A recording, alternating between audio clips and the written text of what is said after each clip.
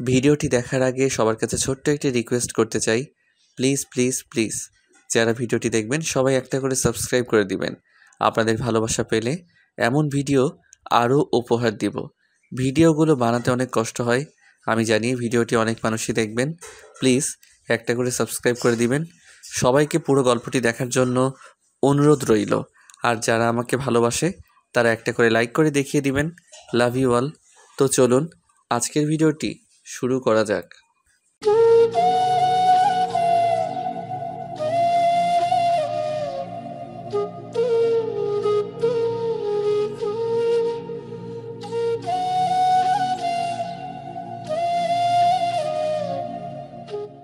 কলেজের গেট দিয়ে ভিতরে প্রবেশ করছিলাম, ঠিক এমন সময় কোথা থেকে একটা মেয়ে এসে আমার সাথে ধাক্কা খেলো আর পড়ে গেল। উঠেই ঠাস ঠাস করে 2টা চড় দিল। আমি তো অবাক। ওই ছোট লোকের বাচ্চা, দেখে চলতে পারোস না? আমার কি দোষ? আপনিই তো ধাক্কা দিলেন। আর আপনি আমার মা বাবার নাম নিয়ে কথা বলবেন না। ঠাস ঠাস, তোর সাহস কি করে হয় আমার মুখে মুখে কথা বলার? কিছু বললাম না। মেয়েটা আরও কিছু কথা বলে চলে গেল। আমি এসব অপমান হজম করে ভিতরে গেলাম। চাইলে ওকে উচিত শিক্ষা দিতে পারতাম, কিন্তু তা করলে আমি যে কাজে এসেছি তা করতে প্রবলেম হবে। যাই হোক, আমার পরিচয় দেই। আমি জাহিদ, বাবা একজন বড় বিজনেসম্যান। তারপরও খ্যাত সেজে কলেজে আসার কারণ আছে, তা গল্পের সাথে থাকলে জানতে পারবেন। যে মেয়েটার সাথে ঝগড়া হয়েছে সে দেখতে কিন্তু সেই, তবে অহংকারী বোঝাই যায়। যাই হোক, এখন গল্পে আসি। এরপর কলেজে প্রবেশ করলাম। দেখি কলেজে র্যাগিং চলতেছে। সোজা ক্লাসের দিকে যাব, এমন সময় কেউ ডাক দিল। দেখি কয়েকটা ছেলে দেখে সিনিয়র মনে হয়। ওই ক্ষেত এদিকে আয়। আমাকে বলছেন? তুই ছাড়া কি এখানে কেউ আর ক্ষেত আছে? রাগ উঠলেও কিছু বললাম না। জি ভাইয়া বলুন। তুই কি এই কলেজে নতুন? জি ভাইয়া, আজকেই নতুন আসছি। এটা ওই মেয়েটাকে দিয়াই। কেন? আমি পারবো না বলেই চলে আসতে লাগলাম। ছেলেটা এসেই আমার কলার ধরে ফেলল। মাথায় রক্ত উঠে গেল। তারপরও শান্ত গলায় বললাম, কলার ছাড়েন। ছাড়বো না, কি করবি? এখন কিছুই করব না, সময় হলেই দেখতে পাবেন। কলার ছাড়িয়ে চলে আসলাম ক্লাসে। আমাকে র্যাগিং করতে আসছে। আমার আসল পরিচয় জানলে পায়ের নিচে পড়ে থাকবে। ক্লাসে আসার কিছুক্ষণ পর স্যার আসলো। গুড মর্নিং স্টুডেন্ট, কেমন আছো সবাই? ভালো আছি স্যার, আপনি কেমন আছেন? ভালো। এই ছেলে, তুমি কে? এই ক্লাসে কি করো? স্যার, আমি এই ক্লাসে নতুন ভর্তি হয়েছি। ও, তাহলে এসব কি পড়ে আসছো? দেখতে তো ফকিরের মতো লাগে। হঠাৎ করে একটা মেয়ে বলল, পুরাই খ্যাত স্যার, এসব ছোট লোককে কারা জানি ভর্তি করায়। কলেজের মান সম্মান বলে কিছু থাকলো না। ঠিক বলেছ নীলা। এই বস। তার মানে মেয়েটার নাম নীলা? বাহ, নামটাও তো সুন্দর, কিন্তু ব্যবহার এরকম কেন? এরপর ক্লাস শেষ করে বাহির হওয়ার সময় মেয়েটা মানে নীলা খ্যাত ছোট লোক বলে অপমান করে গেল। কিছু বললাম না, যে কাজে এসেছি তা সফল করতে হবে, এসব নিয়ে মাথা ঘামালে চলবে না। এরপর ফ্ল্যাটে এসে খেয়ে একজনের সাথে কিছু কাজের কথা বললাম। কী কাজ তা পরে জানবেন। এরপর বাড়িতে ফোন দিলাম। হ্যালো আম্মু, কেমন আছো? ভালো আছি। তুই কেমন আছিস বাবা? আমি আলহামদুলিল্লাহ ভালো আছি। আব্বু, মাইশা, জিসান কেমন আছে? তারা সবাই অনেক ভালো আছে। তোকে ছাড়া বাড়িটা কেমন খালি খালি লাগে। তাড়াতাড়ি চলে আয় বাবা। কাজ শেষ হলে চলে আসবো, তোমরা চিন্তা করো না। এভাবে কিছুক্ষণ কথা বলে কেটে দিলাম। আর দিলাম এক ঘুম। সকালে ঘুম থেকে উঠে নাস্তা আর কলেজে গেলাম। কলেজে ঢুকতেই সকালে ঘুম থেকে উঠে নাস্তা করে কলেজে গেলাম। পরদিন কলেজে ঢুকতেই কে যেন পিছন থেকে ডাক দিল। পিছনে তাকিয়ে দেখি নীলা, সাথে তার ফ্রেন্ডরাও আছে। ওই ছোট লোক, এদিকে আয়। বলুন। কেন ডেকেছেন? কেন, তোকে কি ডাকাও যাবে না? আসলে তা নয়, কোনো না কোনো কারণে তো ডেকেছেন, তাই জিজ্ঞেস করলাম। কোনো কারণে ডাকি নাই। আচ্ছা, তোর নাম কি? আমার নাম জাহিদ। বাড়ি কোথায় আর পরিবারে কে কে আছে? আমি আপনাকে এসব বলতে বাধ্য নই।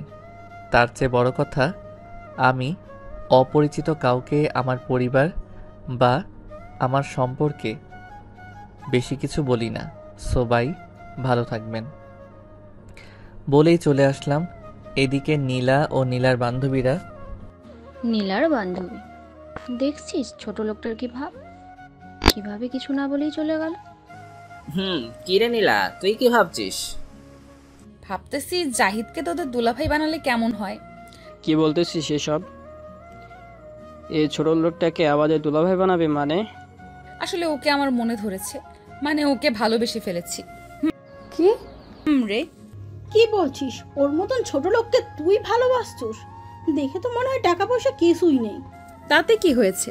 আমার বাবার কি কম আছে নাকি? আব্বুর যা আছে সবই তো আমারই। ওকে, তুই যা ভালো মনে করছস, চল এখন ক্লাবে যাই।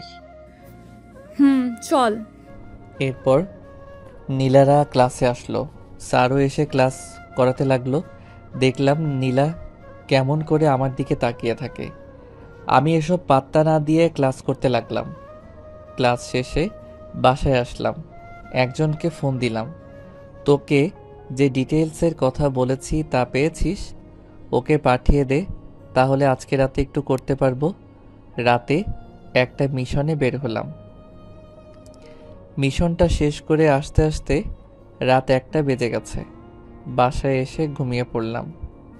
সকালে ঘুম থেকে উঠে যথারীতি কলেজে গেলাম। গিয়ে বন্ধুদের সাথে কথা বলছি। ও আপনাদের তো বলাই হয়নি, আমার 2জন বন্ধু হয়েছে। নাম সিয়াম ও রনি। আসলে খ্যাত বলে কেউ ফ্রেন্ড তো দূরের কথা, দেখতেই পারে না, এমনকি অনেক স্যার ম্যাডামও। তবে এই 2জন আলাদা। ওদের মন অনেক ভালো। অনেক কথা বলে ফেললাম, এবার গল্পে ফিরা যাক। ওদের সাথে গল্প করছি এমন সময় আমি, আচ্ছা ওই মেয়েটা কে রে? আরে ও হচ্ছে নীলা, আমাদের সাথে পড়ে। এটা আমিও জানি, অন্য কিছু বল। ও হচ্ছে বড় লোকের একমাত্র মেয়ে। শুনেছি অনেক রাগী ও জিদি। তার চেয়ে বড় কথা হলো ও হচ্ছে এই কলেজের সব সিনিয়র জুনিয়রের, এমনকি অনেক শিক্ষকেরও ক্রাশ। অনেকেই প্রপোজ করেছে, কিন্তু বিনিময়ে 2টা করে থাপ্পড় উপহার হিসেবে পেয়েছি। ও কি ব্যাপার বন্ধু, হঠাৎ ওর কথা জিজ্ঞেস করতেছো কেন?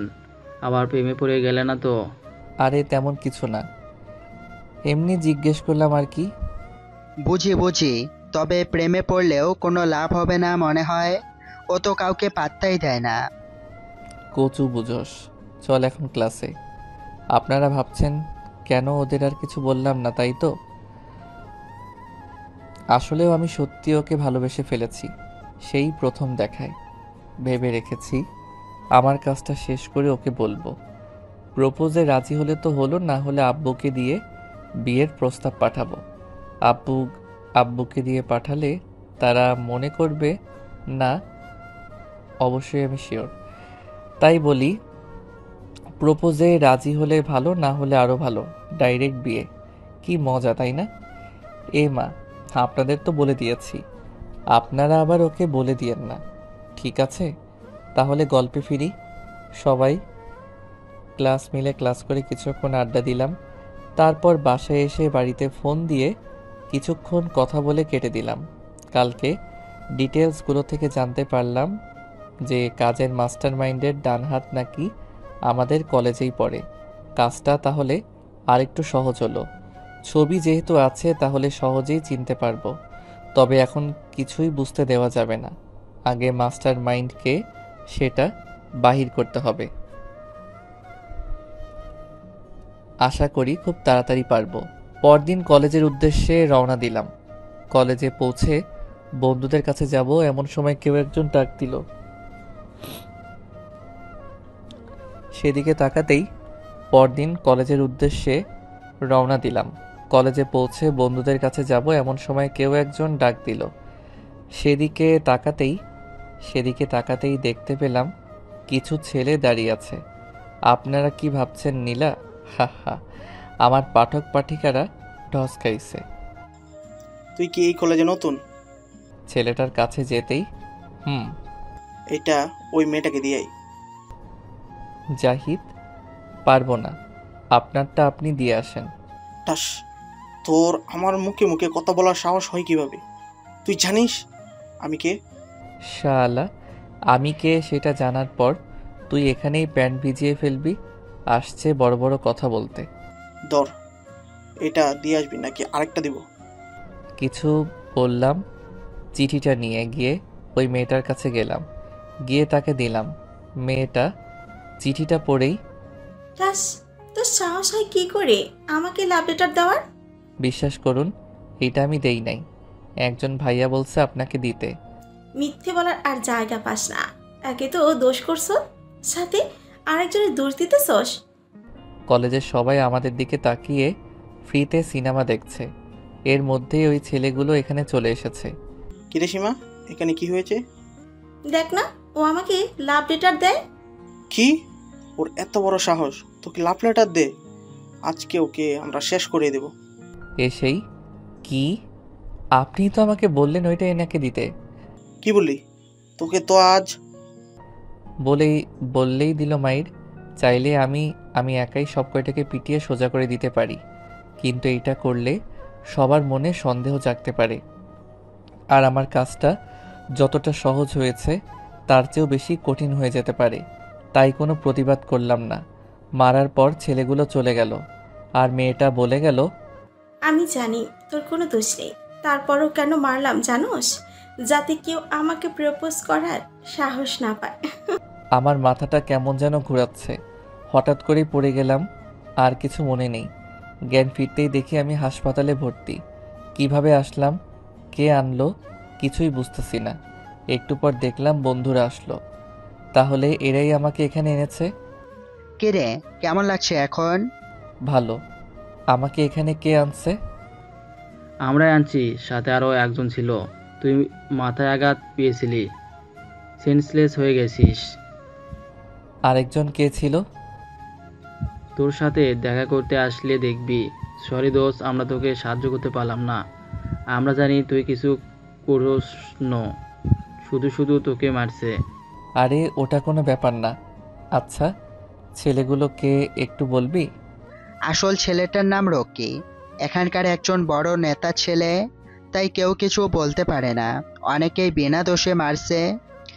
ও, আর ওই মেয়েটা হচ্ছে সীমা, বাবা এখানকার এমপি, কলেজের সবচেয়ে অহংকারী মেয়ে, রাকিব ফ্রেন্ড। আমার মনে হয় ওরা ইচ্ছে করে এসব করেছে। ও তাই নাকি? ওদের সব কয়টাকে তো আমি দেখেই নিব। কি দেখে নিবি? ওদের সাথে লাগতে যাবি না, ওরা অনেক ভয়ঙ্কর।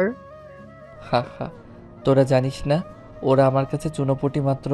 কি বলছো এসব? পরেই দেখতে পাবি, এখন এসব বাদ দে। ওরা আরও কিছুক্ষণ কথা বলে বাহিরে গেল ডাক্তারের সাথে কথা বলতে। তারপর কেউ একজন ভিতরে প্রবেশ করলো। আমি তো সেদিকে ফিরে তাকাতেই অবাক, কারণ সে আর কেউ না, সে হলো। ওরা আরও কিছুক্ষণ কথা বলে বাহিরে গেল ডাক্তারের সাথে কথা বলতে। তারপর কেউ একজন ভিতরে প্রবেশ করলো। আমি তো সেদিকে ফিরে তাকাতেই অবাক, কারণ সে আর কেউ না, সে হলো আপনারা ঠিকই ধরেছেন, সে হলো নীলা।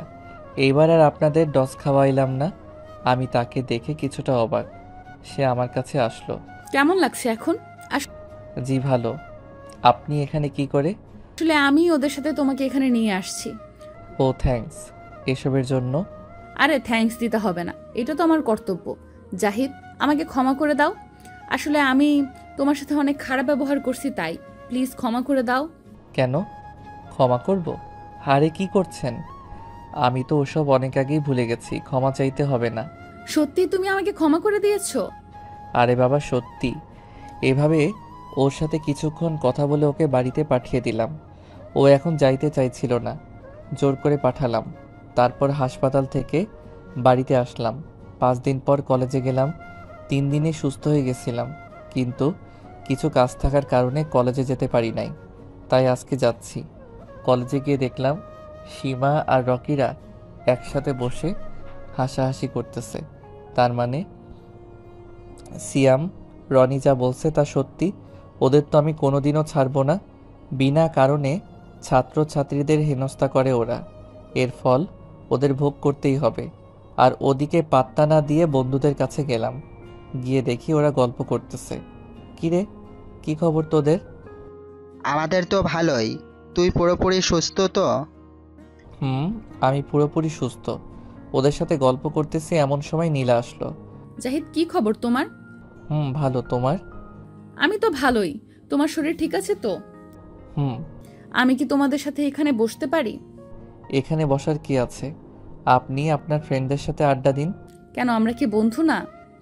না, আমরা কোনোদিন বন্ধুত্ব করেছি বলে তো আমার মনে হয় না। এখন করলে প্রবলেম কোথায়? আমি মেয়েদের সাথে বন্ধুত্ব করি না। আমার সাথে করো প্লিজ। আরও অনেকের সাথে এরকম করেছে। ওকে, আরে এত করে বলছে যখন কর, কোনো প্রবলেম নাই। ওকে, আজ থেকে আমরা বন্ধু। মনে মনে তো আমি অনেক অনেক খুশি। ওকে। এরপর সবার সাথে কিছুক্ষণ কথা বলে ক্লাসে গেলাম। দেখতে দেখতে ক্লাসও শেষ হলো।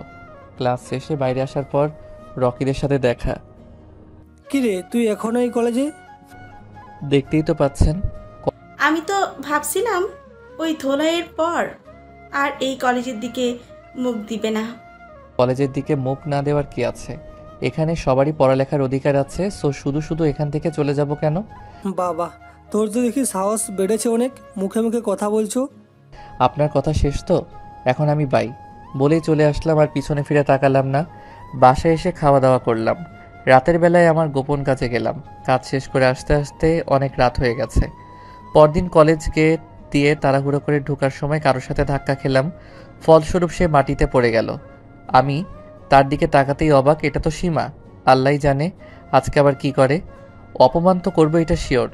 এসব ভাবতেছি ঠিক তখনই গালে কিছু ব্যথা অনুভব করলাম। তাকিয়ে দেখি সীমা আমার দিকে অগ্নি দৃষ্টিতে তাকিয়ে আছে, যেন গিলে ফেলবে।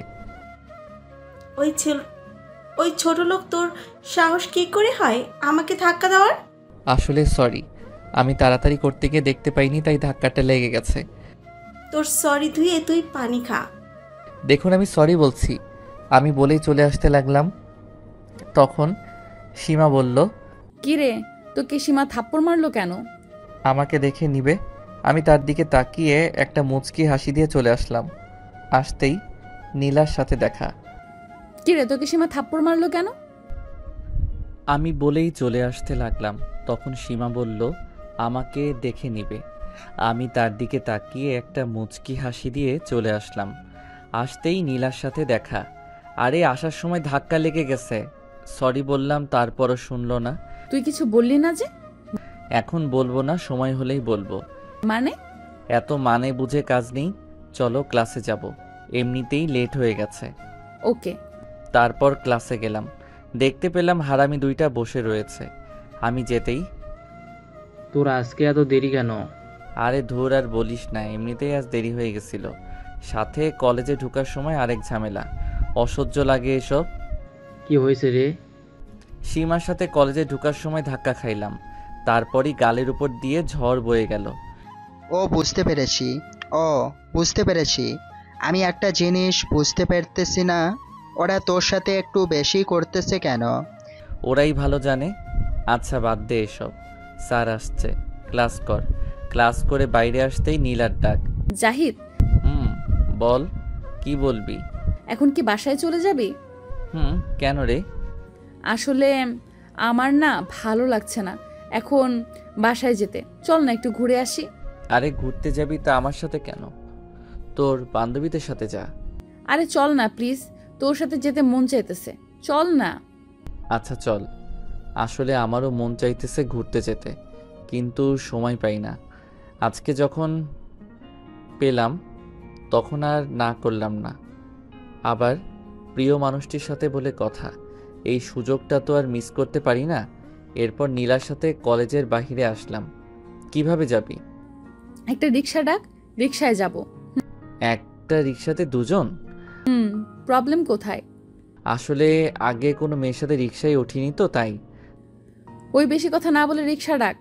তারপর রিক্সা ডেকে দুজনে রিক্সায় উঠলাম। আমার কেমন জানি অস্বস্তি লাগছে। আগে কখনো কারোর সাথে রিক্সায় উঠিনি তো, তাই মনে হয়, তাই একটু চেপে বসছি। এই ওইদিকে চেপে বসছ কেন? পড়ে যাবি তো। না, আমি ঠিক আছি, কিছু হবে না। কচু ঠিক আছো, এদিকে আয়। বলেই হাত ধরে এক টানে ওর কাছে নিয়ে গেল। ওর সাথে টাচ লাগাতে গায়ের মধ্যে দিয়ে যেন 1000 ভোল্টের কারেন্ট বইতে লাগলো। আবার কেমন জানি ভালো লাগা কাজ করলো, হয়তোবা কাছের মানুষটির ছোঁয়া লাগার কারণেই। আমি কোনো কথা না বলে চুপ করে আছি। এমন সময় নীলা বলল, কি হলো, কোনো কথা বলস না কেন? কি বলবো? কোনো কথা নাই বুঝি? কোনো কথাই তো খুঁজে পাচ্ছি না। আচ্ছা জাহিদ, আমাকে তোর কেমন লাগে? কি বলবো? কেমন লাগবে? ফ্রেন্ড হিসেবে ভালোই। প্রথমে যখন তোকে দেখছিলাম তখন ভেবেছিলাম তুই অনেক অহংকারী। পরে তোর সাথে মিশার পর বুঝতে পারলাম তোর মনটা অনেক ভালো। তোকে তো আমার সেই প্রথম দিনই খুব ভালো লেগেছে, তাই তো ভেবে নিয়েছি তোকেই আমার জীবনসঙ্গী বানাবো। আগে আমি একটু অহংকারী ছিলাম, কিন্তু এখন ভালো হয়ে গেছি। আমি বুঝতে পেরেছি এসব অহংকার করে কোনো লাভ নেই, নিজেদেরই ক্ষতি হয়। ভালো। তা হঠাৎ এই প্রশ্ন কেন? এমনি। তারপর দুজনে কিছুক্ষণ চুপ। হঠাৎ নীলা বলল, আচ্ছা তুই কি কাউকে ভালোবাসিস বা পছন্দ করিস? সত্যি বলতে আমি একজনকে খুব ভালোবাসি, কিন্তু এখনো তাকে সেইটা বলি নাই। সময় হলে বলবো। এইটা শোনার পর নীলার হাসি মুখটা কেমন জানি কালো হয়ে গেল। ও আচ্ছা, তার পরিচয়টা কি জানতে পারি? ও, সময় হলেই জানতে পারবি। আর কোনো কথা হলো না। আমরা চলে আসলাম একটা পার্কে। তারপর রিক্সার ভাড়া মিটিয়ে দিয়ে পার্কে ঢুকলাম। সেখানে দুজনে অনেকক্ষণ ঘোরাঘুরি করালাম। পাশাপাশি আরও কিছু জায়গায় গেলাম, ফুচকা খেলাম, রেস্টুরেন্টে গিয়ে লাঞ্চ করলাম দুজনে। নীলার মনটা খারাপ ছিল কিছুটা। অনেক ঘোরাঘুরি করলাম দুজনে। বলতে গেলে দিনটা আমার কাছে স্বপ্নের মতো কাটছে। প্রিয় মানুষটার সাথে ঘুরতে কার না ভালো লাগে? আমারও লাগছে। ঘোরাঘুরি শেষে নীলাকে বিদায় দিয়ে বাসায় আসলাম।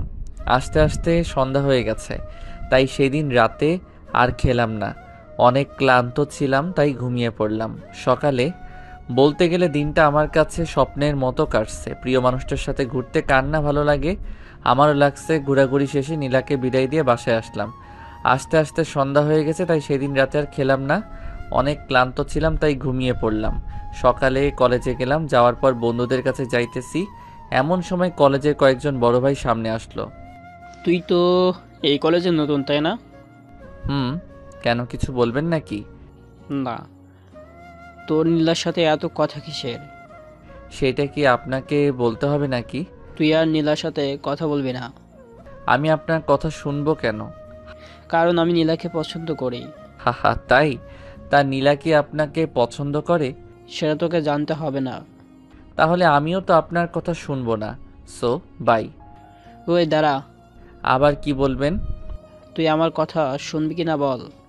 বললাম না আমি আপনার কথা শুনতে বাধ্য নই। কি বললি তুই? এমন সময় সেখানে নীলার আগমন। কিরে জাহিদ, তুই এখানে দাঁড়িয়ে এইসব ছেঁচড়ার সাথে কি করস?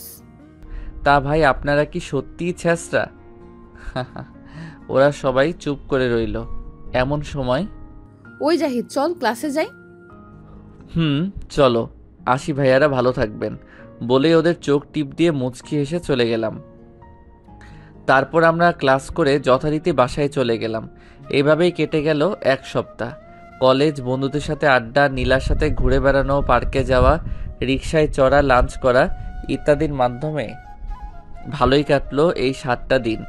এখন নীলাকে আরও বেশি ভালোবেসে ফেলেছি। আমার মনে হয় নীলাও আমাকে ভালোবাসে, কারণ সে আমাকে অনেক কেয়ার করে, যত্ন নেয়। আর হ্যাঁ, এখানে আমি যে কাজে এসেছি সেইটাও প্রায় শেষের দিকে। এই কাজের মাস্টার মাইন্ডকে সেটাও আমি জানতে পেরে গেছি। আর কিছু কাজ রয়েছে, তারপরে তাদের মুখোশ সবার সামনে খুলে ফেলবো। যাই হোক, গল্পে আসি। বসে বসে ফেসবুকে বন্ধুদের সাথে চ্যাট করছি। এমন সময় নীলার ফোন। কি রে, কি করস? এই তো একটু ফেসবুকে ঢুকলাম, তুই কি করস? আমি শুয়ে আছি। তা খাওয়া দাওয়া করেছিস? তুই? আমিও করেছি। আরও কিছুক্ষণ কথা বলে কেটে দিলাম। তারপর দিলাম এক ঘুমে রাত কাবার। সকালে কলেজে গেলাম, গিয়ে বন্ধুদের সাথে আড্ডা দিয়ে ক্লাসে গেলাম। ক্লাস করে নীলাকে বিদায় দিয়ে তাড়াতাড়ি কলেজের বাহিরে যেতে লাগলাম। তাড়াতাড়ি যাওয়ার কারণ হলো খুব আর্জেন্ট একটা কাজ আছে। একজন লোক ফোন দিয়েছিল, তাড়াহুড়ো করে বেরোতে যাব, এমন সময় কারোর সাথে ধাক্কা খেলাম। তাকিয়ে দেখি একটা মেয়ে। আপনি যেই হন না কেন তাতে আমার কিছু আসে যায় না। ধাক্কা দেওয়ার জন্য সরি। আরে আমি সরি বলছি তো, আসলে আমার আর্জেন্ট কাজ আছে, তাই তাড়াতাড়ি করতে গিয়ে ধাক্কা লেগে গেছে। এখন আমাকে যেতে দিন প্লিজ। ঠাস ঠাস। ওই সেমরি, তোকে বলছি না আমার জরুরি কাজ আছে, তারপরে এমন করছিস কেন? আর ধাক্কা দেওয়ার জন্য সরি বললাম তো, বলেই চলে আসতে লাগলাম। আসলে কাজটা বেশি জরুরি, তাই দেরি হয়ে যাওয়ার কারণে মাথা গরম হয়ে গেছে, তাই থাপ্পড় মেরে দিছি। আসার সময় মেয়েটা বলল আমাকে দেখে নিবে। আমি তার কথায় পাত্তা না দিয়ে চলে আসলাম। বাহিরে এসে তাড়াতাড়ি কাজটা শেষ করলাম, যদিও একটু লেট হয়ে গিয়েছিল ওই মেয়েটার কারণে। কাজ শেষ করে বাসায় চলে গেলাম। গিয়ে খাওয়া দাওয়া করলাম, বাড়িতে ফোন দিয়ে কথা বললাম। এরপর নীলা ফোন দিল। কি করস? এই তো তোর সাথে কথা বলি, তুই? আমিও তোর সাথে কথা বলি। তো খাওয়া দাওয়া করছত? মাত্র করলাম, তুই করছত? আমি আরো আগেই করছি। আচ্ছা, আজকে কলেজে একটা মেয়ে দেখলাম তোকে থাপ্পড় মারলো, কেন মারছে? এই মেয়ে আবার কখন ওইটা দেখে ফেললো? আরে ওইটা কোনো ব্যাপার না, আসলে ওর সাথে ধাক্কা লাগছিল, তাই আরো কিছুক্ষণ কথা বলে কেটে দিলাম। তারপর ভাবতে লাগলাম কলেজের কথা। মেয়েটাকে থাপ্পড় মারা উচিত হয় নাই, ধাক্কাটা তো আমিই দিছিলাম। কি করব, আমার দেরি হয়ে যেতেছিল, তাই থাপ্পড় মেরে দিছি। থাক, কালকে গিয়ে আবার সরি বলে দিব। এখন ঘুম পাচ্ছে, ঘুম যাই। দিলাম এক ঘুম। পরদিন আরও কিছুক্ষণ কথা বলে কেটে দিলাম। তারপর ভাবতে লাগলাম কলেজের কথা। মেয়েটাকে থাপ্পড় মারা উচিত হয়নি, ধাক্কাটা তো আমিই দিছিলাম। কি করব, আমার দেরি হয়ে যেতেছিল, তাই থাপ্পড় মেরে দিছি। থাক, কালকে গিয়ে আবার সরি বলে দিব। এখন ঘুম পাচ্ছে, ঘুম যাই। দিলাম এক ঘুম। পরদিন কলেজে গেলাম, গিয়ে দেখি সিয়াম আর রনি আড্ডা দিতেছে। আমিও গেলাম। হ্যালো গাইস, কি খবর তোমাদের? ভালোই, তোর? ভালো। এরপর ওদের সাথে আরও কিছুক্ষণ কথা বলার পর নীলার সাথে দেখা করতে গেলাম। গিয়ে দেখলাম নীলা তার বান্ধবীদের সাথে আড্ডা দিতেছে। সেখানে একটু অবাক হলাম, কারণ সেখানে কালকের ওই মেয়েটাও আছে। মেয়েটার দিকে তাকাতেই দেখি মেয়েটা আমার দিকে রাগী দৃষ্টিতে তাকিয়ে আছে। নীলা? ও জাহিদ, তুমি দাঁড়াও, আমি আসতেছি। নীলা ওর বান্ধবীদের বলল তোরা থাক, আমি যাই, এই বলে আমার কাছে আসলো। এরপর নীলার সাথে একটু কলেজ মাঠে ঘুরলাম। তারপর নীলাকে বললাম, আচ্ছা নীলা, আজকে তোমাদের সাথে একটা নতুন মেয়ে এসেছে দেখলাম, ওইটা কে? ও হচ্ছে রিয়া, এই কলেজের প্রিন্সিপালের মেয়ে। ও তাই তো বললি, এত দেমাগ কিসের? কি করেছে ও? আরে না, তেমন কিছু না। এই, তুই আবার ওর প্রেমে টেমে পড়ে গেলি না তো? পড়লে প্রবলেম কোথায়? কি বললি কুত্তা, তোকে আজ আমি মেরেই ফেলবো। এ মা, এ তো পুরাই রেগে ফায়ার হয়ে আছেন। ওইটা তো বলা ভুল করলাম। আরে ছাড়, কি করছিস, সবাই দেখছে তো। নীলা এবার একটু শান্ত হলো। তুই যে বললি তুই ওর প্রেমে পড়ে গেছিস। আরে তুই কাঁদছিস কেন? আমি তো জাস্ট মজা করলাম। এমনি এইসব বিষয় নিয়ে কেউ মজা করে? আমি তো সত্যিই ভাবছিলাম। হয়েছে, চল এখন ক্লাসে যাই। চল। এরপর দুজনে ক্লাসে গেলাম, দুজনে ক্লাস করলাম। আমি হাফ টাইমের সময় বাহিরে হাঁটছিলাম, এমন সময় রিয়া সামনে এলো। ওই ছোট লোক, তুই কালকে আমাকে মারছিলি, মনে আছে? কিন্তু ওইটার জন্য দুঃখিত। কালকে আমার অনেক তাড়া ছিল, কিন্তু উনি আমাকে দেরি করে দিচ্ছিলেন, তাই রাগ উঠে গেছিল, তাই থাপ্পড় মারছি। আর আমি তো আপনাকে ইচ্ছে করে ধাক্কা দেই নাই। আমি তো ওসব শুনতে চাইনি। আমার গায়ে হাত তোলার শাস্তি তো তোকে পেতেই হবে। কি করবেন? আমার জুতোটা মুছে দে। হোয়াট? জুতোটা মুছে দে, নইলে টিসি দিয়ে কলেজ থেকে বের করে দেব। তারপরও দিব না। তুই আমার মুখের ওপর কথা বলিস? দে জুতোটা মুছে। আমি পারবো না। তুই পারবি না মানে? তোর বাপও পারবে। ঠাস ঠাস। আমাকে যা বলার বলছত, আমার বাবা মায়ের নাম নিয়ে কিছু বলবি না, যা এখান থেকে। তোকে আমি ছাড়বো না। বলেই চলে গেল, জানি না কি করবে। আমি ভাবতেছি কোন জায়গায় আসলাম। এক একটা মেয়ের অহংকারে পা মাটিতেই পড়ে না। আমি আসি আটকে, বিপদ এতদিন ছিল সীমা, এখন আসছে রিয়া। কি যে করি ভাবতে ভাবতে দেখি নীলা আমার সামনে আসলো। কিরে এখানে দাঁড়িয়ে কি ভাবতেছিস? কিছু না, চলো। এর মাঝে একজন এসে বলল আমাকে নাকি প্রিন্সিপাল ডাকছে। বুঝতে বাকি রইল না রিয়া কিছু বলছে। আমি তাকে আসছি বলে প্রিন্সিপালের রুমের দিকে যেতে লাগলাম। নীলা বলল আমিও যাব তোর সঙ্গে। আমি মানা করলাম, তারপর আমার সাথে গেল। রুমে প্রবেশ করতে দেখলাম রিয়া বসে আছে। রিয়া কান্না করছে, গালে দাগ লেগে আছে। আমার একটু একটু ভয় করছে, কি করব বুঝতে পারছি না। ভয়ে ভয়ে প্রিন্সিপালের সামনে গেলাম। জাহিদ, তুমি রিয়াকে অপমান করেছো কেন? আবার তাকে থাপ্পড় মেরেছো?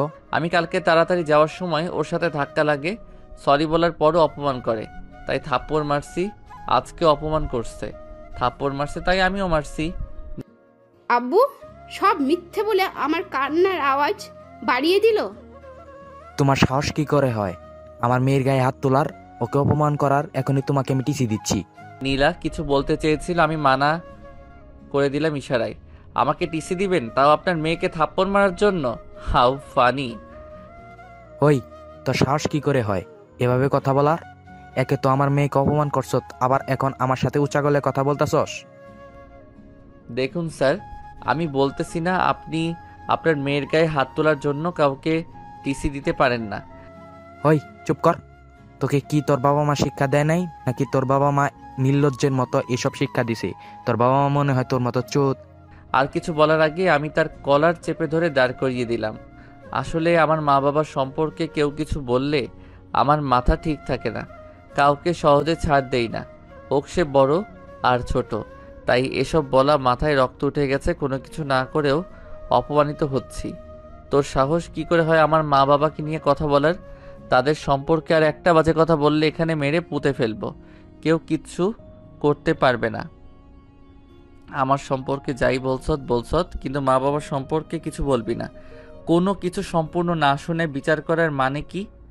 তোর মেয়ে কি না কি বলছে তা দেখে কাউকে টিসি দিবি? মামার বাড়ির আবদার নাকি? রাগের মাথায় তুই করে সব বলে ফেললাম। আর তোকে বলছিলাম আমি ইচ্ছা করে ধাক্কা দেই নাই। তারপরও বিষয়টা এতদূর নেওয়ার মানে কি? আপনাদের কাছে কি অন্যদের মানুষ মনে হয় না? সবার সাথে ভালো ব্যবহার করতে শিখুন। একবার ভেবে দেখেন তো, আপনারা যদি ওদের জায়গায় থাকতেন। বলেই বাইরে চলে আসলাম। রাগে আমার মাথা ফেটে যাওয়ার অবস্থা। এরা নিজেদের কি মনে করে? আমার পিছন পিছন নীলাও আসলো। আমার এই ব্যবহার দেখে সবাই অবাক প্লাস ভয় পাইছে, দেখেই বুঝছি। তারপর আমার এই ব্যবহার দেখে সবাই অবাক প্লাস ভয় পাইছে, দেখেই বুঝছি। তারপর আমি বাইরে চলে আসার পর দেখি নীলা আমার দিকে অবাক দৃষ্টিতে তাকিয়ে আছে।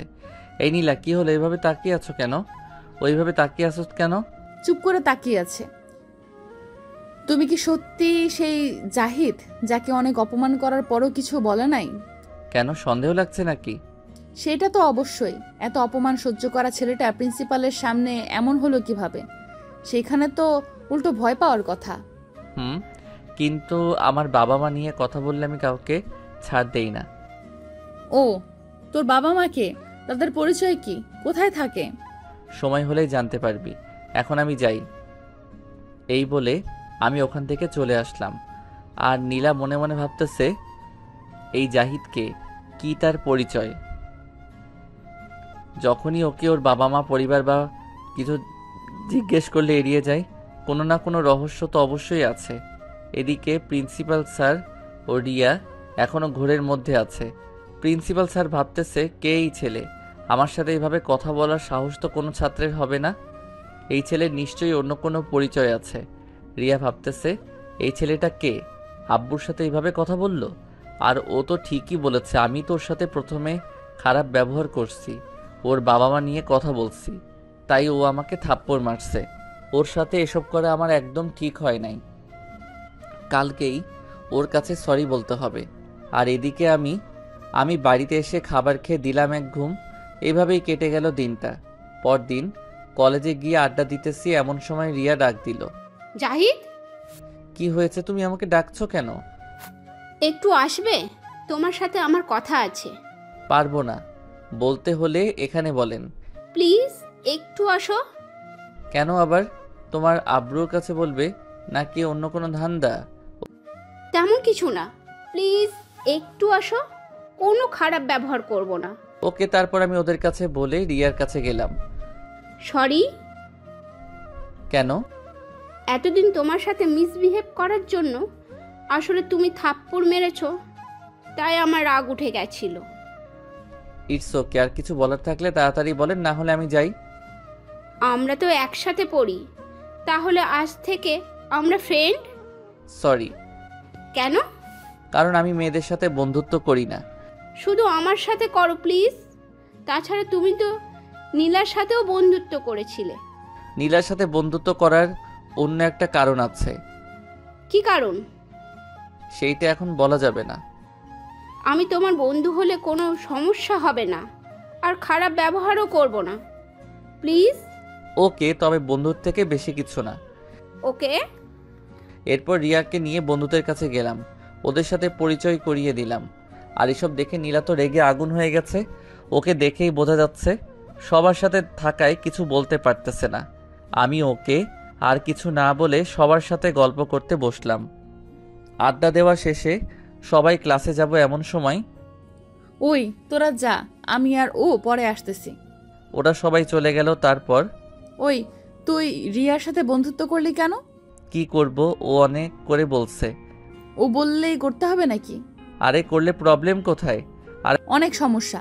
আরে বাদ দে, বন্ধুত্বই তো করছি, প্রেম আর করি নাই। কি বললি হারামি? ওই স্যার স্যার, এইভাবে কেউ কারো কলার ধরে নাকি? আমি ধরি? আরে তুই রেগে যাচ্ছিস কেন? তুই কিছু বুঝিস না? কি বুঝবো? থাক, আর বুঝে কাজ নেই, চল ক্লাসে। চল। তারপর আমরা দুজনে ক্লাসে গেলাম। ক্লাস করে কলেজ শেষে বাসায় আসলাম। এসে খাওয়া দাওয়া করে বিকেলে একটু বের হলাম। আর 2-3 দিন পরই এই শহর ছেড়ে চলে যাব। তারপর বাসায় আসলাম। রাতে আম্মুর কাছে ফোন দিলাম। আসসালামু আলাইকুম আম্মু। ওয়ালাইকুম আসসালাম, কেমন আছিস তুই? আম্মু আমি ভালো আছি, তুমি? আমিও ভালো আছি। বাড়ির সবাই কেমন আছে? সবাই আলহামদুলিল্লাহ ভালো আছে। তোকে ছাড়া বাড়িটা কেমন খালি খালি লাগে। চিন্তা করো না, আমি আসতেছি। তা কবে আসবি বাবা? পরশু আসতে পারি, আমার কাজ প্রায় শেষ। তা বৌমাকে এখন নিয়ে আসবি নাকি?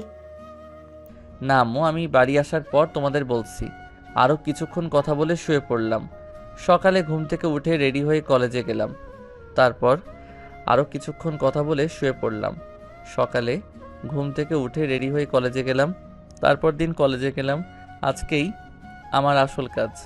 কলেজে গিয়ে দেখি রকি ও তার বন্ধুরা একটা মেয়ের সাথে বাজে আচরণ করছে। কেউ কিছু বলছে না। আমি তো ভাবছি, বাহ, ভালোই সুযোগ পেলাম, আজকেই এর ফয়সালা করব। রকির সাথে দেখলাম সীমাও আছে। আমি মনে মনে ভাবছি, সে একটা মেয়ে হয়ে অন্য মেয়ের সাথে বাজে আচরণ করার সঙ্গ দিচ্ছে। হায় রে মানুষ, তারা যখনই মেয়েটার ওড়না ধরতে যাবে তখনই আমি হাতটা ধরে ফেলি। আমাকে দেখে তো ওরা পুরাই রেগে রয়েছে। ওই তোর সাহস হয় কীভাবে আমার কাজে বাধা দেওয়ার? ওনার সাথে খারাপ ব্যবহার করতেছেন কেন? তোকে বলতে হবে নাকি? তুই এখানে এসে কথা বলার সাহস পেলি কীভাবে? সেটা পরে বুঝবি, আগে ওনাকে যেতে দে।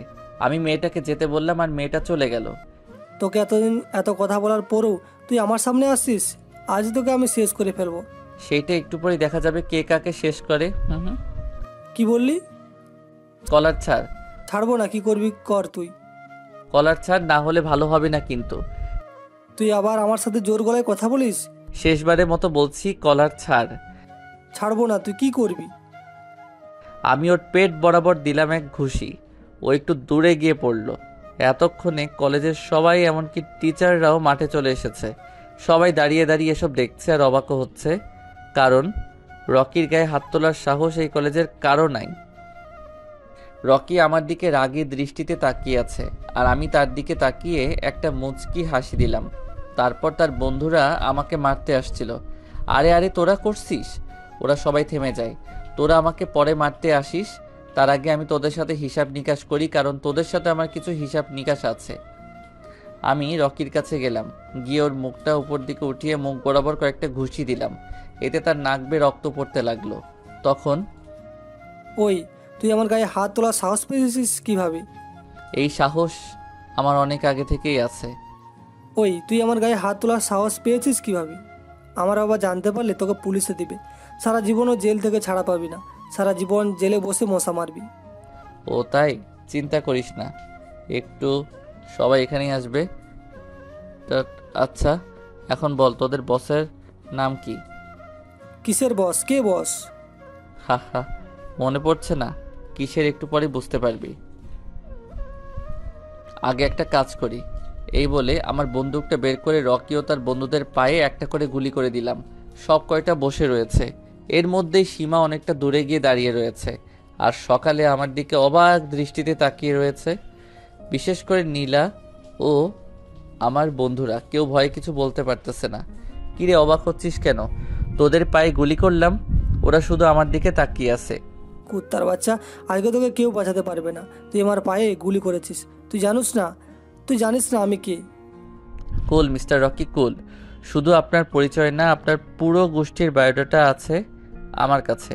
আর আপনাকে গুলি করেছি কেন? যেন আপনি পালাতে না পারেন। আমার আবার এসব দৌড়ঝাঁপ ভালো লাগে না, তাই আগেই ব্যবস্থা করে রাখলাম। এদিকে গুলি খেয়ে ওদের অবস্থা কাহিল। ওরা সহ সবাই ভাবতেছে ছেলেটার কাছে বন্দুক আসলো কোথা থেকে। কিরে অবাক হচ্ছিস আমার কাছে বন্দুক আসলো কোথা থেকে? সব কয়টা শুধু তাকিয়ে আছে, কিছু বলছে না। আরে সব জানতে পারবি, কিন্তু আফসোস সেটা জানার পর আর কেউ বেঁচে থাকবি না। তারপর রকির কাছে গেলাম। কিরে বলবি তোদের বসকে? না। বলে ফেল, তোরা কেউ বাঁচবি না। আমাদের মেরে ফেললেও বলবো না। ওকে, তাহলে আমি বলি। তাদের লিডার এখানকার কমিশনার, ওর কথাতেই তোরা ড্রাগ সাপ্লাই দিস, এম আই রাইট? রকি তো পুরাই অবাক আর ভাবতেছে কেও কি করে এসব জানে। তখন দেখলাম কলেজে 4-5টা গাড়ি, সাথে পুলিশের গাড়ি প্রবেশ করেছে। বুঝতে বাকি রইল না কারা আসছে। এরা আর কেউ না, এরা হলো। তখন দেখলাম কলেজে 4-5টা গাড়ির সাথে পুলিশের গাড়ি প্রবেশ করেছে। বুঝতে বাকি রইল না কারা আসছে। এরা আর কেউ না, এরা হলো রকির আব্বু আর পুলিশ। রকির আব্বু আমার কাছে এসেই বলল, এই ছেলে কে তুই? তোর সাহস কি করে হয় আমার ছেলের গায়ে হাত তোলার? আবার গুলিও করছিস? তোর কি জানের মায়া নেই? আরে আমার জান নিয়ে পরে ভাবিস, আগে তোর আর তোর ছেলের কথা ভাব। তুই আমাকে ভয় দেখাস? আমার তো রাগ উঠে গেল। সোজা আমার কলার ছাড়িয়ে ওনার কলার ধরে নিয়ে গিয়ে সাথে ধাক্কা দিয়ে ফেলে দিলাম। পুলিশরা সহ সবাই অবাক, একটা ছেলে কিভাবে সাহস পায় এত বড় নেতার কলার ধরার। তুই আমার কলার ধরে অনেক বড় ভুল করেছিস। তখন কয়েকজন পুলিশ আমাকে ধরতে আসলো। তুই জানিস কার গায়ে হাত তুলেছিস? জেলে নিয়ে গিয়ে এমন উত্তম মাধ্যম দিব না, নিজের নাম পর্যন্ত ভুলে যাবি। আমি একটা মুচকি হাসি দিলাম। তখনই সবাই দেখলো 4টা হেলিকপ্টার ও নিচে দিয়ে 5টা গাড়ি এসেছে। সবাই ভাবতেছে এখন আবার কে আসলো। আসলে এগুলি সবই আমার দলের। গাড়িতে করে এখানকার কমিশনারকে আনা হয়েছে, কারণ সেই হলো রকিদের বস। এরা এখানে ড্রাগসের ব্যবসা করে আর অনেক ধরনের খারাপ কাজ করে। এদের শেষ করার জন্যই আমার এখানে আসা। যদিও এটা আমার দলের যে কাউকে পাঠালেই শেষ করতে পারত, কিন্তু আমার আরও একটা কাজ ছিল, সেইটা পরে জানতে পারবেন। এতদিন আমি এদের সকল আস্তানা ধ্বংস করছি, তাই আজকে কাজটা পুরোপুরি কমপ্লিট করে ফেলবো। তারপর হেলিকপ্টারগুলো মাঠে ল্যান্ড করলো, গাড়িগুলো থামলো আর আসল অপরাধীকে নামিয়ে আমার কাছে নিয়ে আসলো। হেলিকপ্টার থেকে কয়েকজন নামলো আর একজন এসে আমাকে আমার কোটটা পরিয়ে দিল। এরপর এসব গাড়ি থেকে 50 জনের মতো লোক নামলো, সবার হাতেই অস্ত্র। আমি এবার রকি আর কমিশনারের সামনে গেলাম। গিয়ে রকিকে বললাম, কিরে তোর বসকে তো ধরে আনলাম, আমাকে কিছু করবি না? ওরা সকলে ভয় পেয়ে গেছে। তখন ওই তুই আমাকে এনারে ধরে আনছস কেন? ওই তোরা একে গ্রেপ্তার করছস না কেন? ওরা গ্রেপ্তার করতে আসলে ওদের প্রাণটাও যাবে তো ওদের সাথে। আব্বু, তোমার এত ক্ষমতা, তুমি কিছু করতেছো না কেন? তখনই রকির আব্বুর মোবাইলে ফোন আসে। আরে শরীফ সাহেব, আপনি আপনার ফোনটাকে ধরুন, পরে আমাকে কি করবেন না হয়। ফোনে কথা বলার পর তার ফোনটা হাত থেকে পড়ে যায়। হা হা, কোথায় গেল আপনার ক্ষমতা? আপনার ছেলে সব ধরনের অপরাধ করার পরও আপনি তাকে কিছু করেননি। আপনার ক্ষমতার জোরে আপনার ছেলে অপরাধ করে যাচ্ছে, তাই আপনার এই ক্ষমতাটাই আমি কেড়ে নিলাম। হা হা হা, ওনার মুখ দিয়ে আর কথা বেরোচ্ছে না। আর কমিশনার, তোকে বলছি, তোর কাজ হচ্ছে দেশকে রক্ষা করা, আর তুই কিনা দেশের মধ্যে অবৈধ জিনিসের ব্যবসা করিস। কে তুই? আমি তো আমার পরিচয় দিবই, তার আগে শোন, এই কয়দিনে তোর যত অবৈধ আস্থানা, তোর লোকজন সহ সব আমি ধ্বংস করেছি। তোদের ড্রাগসের ব্যবসা আমি এই কয়দিনে বন্ধ করেছি। আজকে তোদের শেষ করে দিব আমি। কে তুই? কি তোর পরিচয়? এসব কিভাবে জানোস? আমার পরিচয় জানার এত আগ্রহ? আচ্ছা শোন, তোরা টাইগার গ্রুপের নাম শুনেছিস? সবাই একসাথে তারা দেশ থেকে সব ধরনের খারাপ কাজ দূর করার জন্য কাজ করে। আর আমি হলাম সেই গ্যাংয়ের লিডার, টাইগার। এটা শোনার পর ওখানে যারা ছিল সবাই 2 কদম পিছিয়ে যায়। তারা যেন মৃত্যুকে চোখের সামনে দেখতে পাচ্ছে। এদিকে অপরাধীদের অবস্থা আরও ভয়াবহ। কিরে, আমার পরিচয় শুনেছিস? আর তোদের শেষ করার জন্যই আমার এখানে আসা। এবার তোদের উপরে যাওয়ার পালা। বলেই সব কয়টাকে উপরে পাঠিয়ে দিলাম।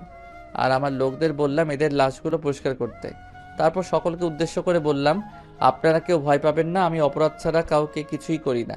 আমার এই কলেজে আসার মূল উদ্দেশ্য ছিল এদের শেষ করা, তা আমি করেও ফেলছি। এখন আমি এখান থেকে চলে যাব। আর একটা কথা, আজকের এই ঘটনা যেন বাইরের কেউ না জানে, মাইন্ড ইট। বলেই সেখান থেকে হেলিকপ্টারে করে চলে আসলাম, কারোর সাথে কোনো কথা বললাম না। পরদিন কলেজে গেলাম। এটাই শেষ যাওয়া। গিয়ে হারামিদের কাছে গেলাম। আজকে কলেজের সবাই কেমন করে তাকাচ্ছে, কারণ একে তো কালকের ঘটনা, আবার আজকে আমার গেটআপ পুরো হিরোর মতো। ওদের কাছে গিয়ে দেখলাম সব কয়টা একসাথে আড্ডা দিতেছে। কি রে, কি করো তোমরা? ভাই আপনি এখানে? ওই কে রে, কার ভাই? আপনি আমাদের ভাই। কত বড় মানুষ আপনি। কোনো ভাইটাই নেই, আমি তোদের বন্ধু ছিলাম আর থাকবো। হয়েছে, তোকে কিন্তু আজকে হিরোদের মতো লাগছে। যে যে দেখবে সেই ক্রাশ খাবে।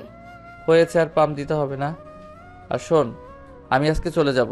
কয়েকদিন পর আবার আসবো তোদের সাথে দেখা করতে। এরপর আরও কিছুক্ষণ আড্ডা দিয়ে নীলার সাথে দেখা করলাম। নীলা, আমি এখান থেকে চলে যাব। সত্যিই চলে যাবি? না গেলে হয় না? না রে, চলে যেতে হবে। অনেক দিন আম্মু আব্বুদের থেকে দূরে আছি। ও আচ্ছা, তোমাকে আমার কিছু বলার আছে। বল। এইখানে না, ওদিকটায় চলো। তারপর আমরা ওই দিকে গেলাম। আসলে কিভাবে যে বলি। কি বলবি বলে ফেল। জানি না তুই কিভাবে নিবি। আসলে আমি তোকে ভালোবেসে ফেলেছি Zahid. I love you so much Zahid, please আমাকে ফিরিয়ে দিস না। সরি নীলা, আমি তোকে ভালোবাসতে পারবো না। তুই দেখতে অনেক সুন্দর, যে কোনো ছেলে দেখলেই তোকে পছন্দ করে ফেলবে। কিন্তু আমি তোকে শুধু বন্ধু ভেবেছি। আর আমি আজকে ফিরে যাচ্ছি। বলেই সেখান থেকে চলে আসলাম। আর নীলা কাঁদতেছে। আপনারা ভাবছেন আমি তোকে ভালোবাসি, তাহলে কেন এমন করলাম? কারণ ওকে সারপ্রাইজ দেবো তাই। ওর মুখ থেকে যেটা শোনা সেটা আমি শুনে ফেলছি। তাই এখন আব্বুকে বলে ওর সাথে বিয়েটা ফাইনাল করে ফেলবো। আর বাসর ঘরে সারপ্রাইজটা দেব। আপনারা আবার ওকে বলে দিয়েন না কিন্তু। ও যখন কাঁদছিল তখন ইচ্ছে করছিল গিয়ে জড়িয়ে ধরে বলি, আমিও তোমায় ভালোবাসি নীলা। এরপর আমি চলে গেলাম আমার আসল বাড়িতে। গিয়ে দরজায় নক করলাম। আম্মু দরজা খুলে আমাকে জড়িয়ে ধরে কেঁদে দিল। অনেক দিন পর দেখা হয়েছে। এরপর, আরে কাঁদছো কেন? আমি চলে আসছি না? বাবা, তা কেমন আছিস? ভালো, তুমি? আমিও। তুই তো শুকিয়ে গেছিস। কি যে বলো না, আমি একদম ঠিক আছি। আব্বু আর মাইশা কই? আজকে ওরা কোথাও যায় নাই, ওদের রুমেই আছে। তারপর মাইশার রুমে গেলাম। পিছন থেকে ওর চোখ দুটো ধরলাম। এই কে? বলো তো কে? ভাইয়া তুই? বলেই পিছন ফিরে আমাকে জড়িয়ে ধরলো। কতদিন পর তোকে দেখলাম, তোকে ছাড়া একটুও ভালো লাগে না। হয়েছে, এখন আমি চলে এসেছি। ধর ওগুলো, ধর এগুলো। থ্যাঙ্কস ভাইয়া। এরপর আব্বুর কাছে গেলাম। আব্বু কেমন আছো? ভালোই আছি, তুই কেমন আছোস? ভালো। তারপর আব্বুকে নীলার সাথে বিয়ে ঠিক করার কথা বললাম। নীলার কথা আগেই বলেছি। আব্বু বলল তাড়াতাড়ি ডেট ঠিক করে ফেলবে। আপনাদের তো বলাই হয়নি বিয়ের কথা। নীলার আব্বুর সাথে আগেই বলে ফেলছে, শুধু ডেট ফিক্সড করা বাকি। নীলা জানে না কার সাথে বিয়ে হচ্ছে। এভাবেই কিছুদিন কেটে গেল। এর সবার সাথে ফোনে কথা হলেও নীলার সাথে বলি নাই। বিয়ের ডেটও ঠিক হয়ে গেছে, তাড়াতাড়ি হবে বিয়েটা। এর মধ্যেই আমি আবার ঢাকা গেলাম কিছুদিনের জন্য। হঠাৎ রনির ফোন। কিরে কেমন আছোস? ভালো, তোরা? আমরা সবাই ভালো আছি, তুই কেমন, কোথায়? আমি তো ঢাকাতেই আছি। কালকে আমরা সবাই ভালো আছি, তুই এখন কোথায়? তাহলে আজকে আমাদের সাথে মিট কর, নীলা সবাইকে যেতে বলেছে। ওকে ঠিকানা দে। তারপর ও সব টেক্সট করে পাঠালো। আমি জানি নীলা কেন ডেকেছে।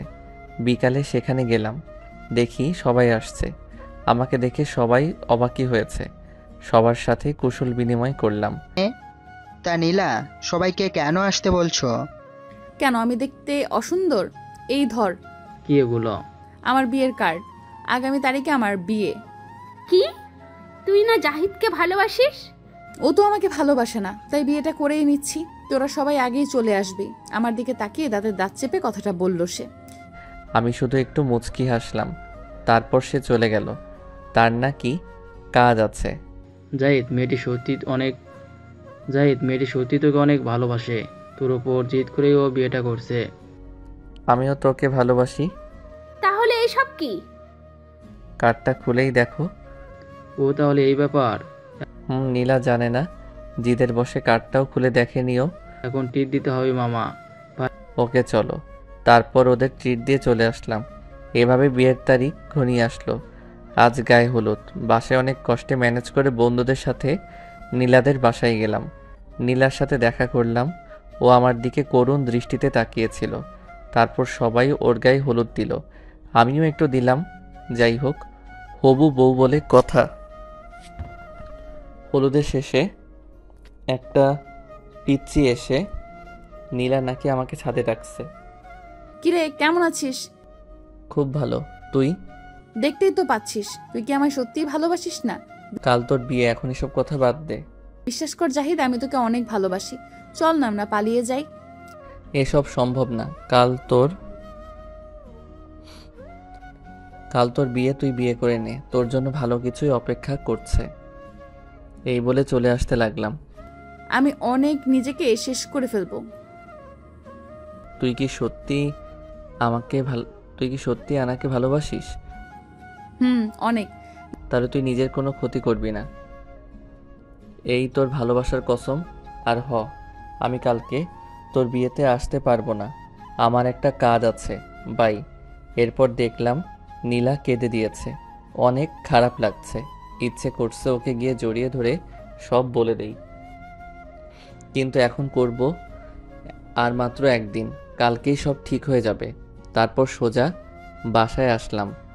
আমার গায়ে হলুদ হলো। পরদিন বিয়ের দিন রেডি হয়ে সবাই মিলে নীলাদের বাড়িতে গেলাম। গেটের ঝামেলা মিটিয়ে বাড়িতে প্রবেশ করলাম। তারপর বিয়েটা সম্পূর্ণ হলো। সব আয়োজন এমনভাবে করছি যাতে নীলা বুঝতেই না পারে। ছাদে দাঁড়িয়ে আছি। জাহিদ, রুমে যাস না কেন? নীলা একা একা বসে আছে। ভাই বিড়ালটা ভালোভাবে মারিস। দেখিস আবার, তোকে দেখার পরেও কিন্তু পুরো ফায়ার হয়ে থাকবে। পরে দেখা যাবে বিড়ালই ওকে মেরে বসে আছে। তারপর ওরা রুমের সামনে নিয়ে আসলো। ঢুকতে ভয় করছিল, জানি না আমাকে দেখার পর ও কী রকম রিয়্যাক্ট করবে। তারপর 100 গ্রাম সাহস নিয়ে রুমে ঢুকলাম। শুনেছি বাসর রাতে বউ নাকি স্বামীকে সালাম করে, কিন্তু আমার বউ তো করলো না। থাক, ওর সামনে যেতেই ওর একটা ছুরি বের করলো। দেখুন, আপনি আমাকে স্পর্শ করার চেষ্টা করবেন না। আমি একজনকে ভালোবাসি। শুধুমাত্র বাবার কথায় আর ওর উপর রাগ করে আপনাকে বিয়ে করেছি। আপনাকে আমি স্বামী হিসেবে মানতে পারবো না। বলতে বলতে কেঁদে দিল। মেয়েটা একটু বেশি ইমোশনাল, কিন্তু আমাকে যে স্বামী হিসেবে মানতেই হবে, না হলে জোর করে সব আদায় করব। জোর করলে ভালো হবে না কিন্তু। কি ভালো হবে না সোনা? বলেই ওর হাতটা ধরে টান দিয়ে বুকের মধ্যে নিয়ে আসলাম। ও মুখ তুলে আমার দিকে তাকাতেই অবাক। তুমি এখানে? আমি থাকবো না তো কে থাকবে বাবু? আমার স্বামী কোথায়? আমিই তো তোমার স্বামী। সারপ্রাইজটা কেমন লাগলো জান? খুব খারাপ। তুমি আমাকে অনেক কষ্ট দিয়েছো। তুমি আমার সাথে কথা বলবে না। সে কি, তোমাকে পাওয়ার জন্য তোমাদের কলেজে পর্যন্ত ভর্তি হলাম, আর তুমি বলছো তোমার সাথে কথা বলতে না। মানে? তোমাকে একটা পার্টিতে দেখে আমার ভালো লাগে, তাই তোমাকে পাওয়ার জন্যই আমি তোমাদের কলেজে ভর্তি হয়েছিলাম। তাহলে আমাকে কষ্ট দিলে কেন? তোমাকে পরীক্ষা করলাম আমাকে সত্যি ভালোবাসো কিনা। ও চলো 2 রাকাত নফল নামাজ পড়ে আসি। তারপর নামাজ পড়লাম।